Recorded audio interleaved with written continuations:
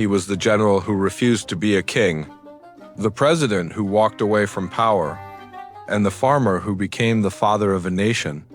But behind the statues and the legends was a man of ambition, conflict, sacrifice, and extraordinary discipline. Today, we uncover the real story of George Washington, the human being behind the icon. Before we begin, make sure to like, subscribe, and hit the bell icon so you never miss our next historical documentary. George Washington was born on February 22, 1732, in a modest plantation home in Virginia.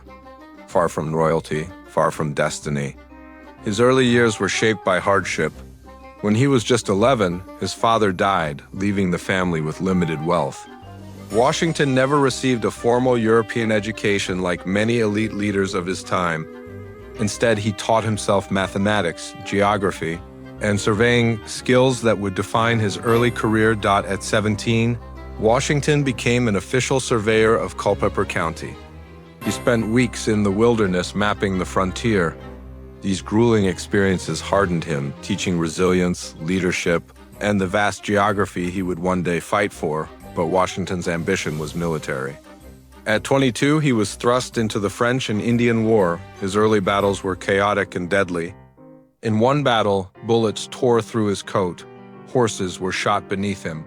Yet he survived, earning a reputation for almost supernatural luck. These experiences shaped his discipline and understanding of war. They also humbled him. Washington realized he needed patience, strategy, and unwavering control. After the war, Washington returned to Mount Vernon, the plantation he inherited through marriage to Martha Custis. Martha brought stability, wealth, and 2 children from her previous marriage.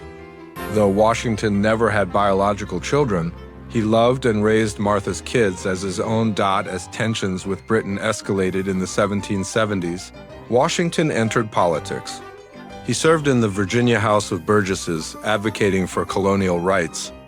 When the First Continental Congress assembled, Washington arrived wearing his old military uniform, a subtle message that he was ready to fight. In 1775, he was unanimously chosen as the commander-in-chief of the Continental Army. What he inherited was not an army, but a desperate collection of volunteers with little training and almost no supplies.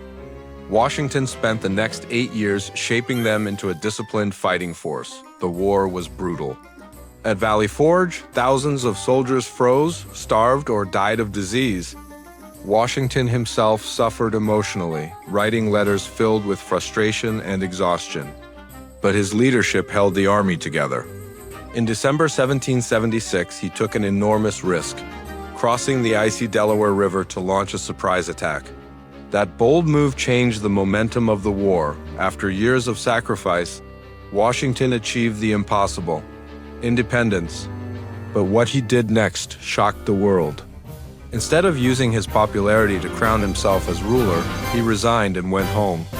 King George III reportedly said, "If he does that, he will be the greatest man alive." In 1789, Washington was unanimously elected the first president of the United States. He didn't want the job, but the nation needed him. He shaped the presidency from scratch, creating a cabinet, maintaining neutrality in global conflicts, and guiding a fragile country through its infancy. His leadership established the very foundations of American democracy. Washington served 2 terms, refusing a third to ensure the presidency never became a lifetime throne.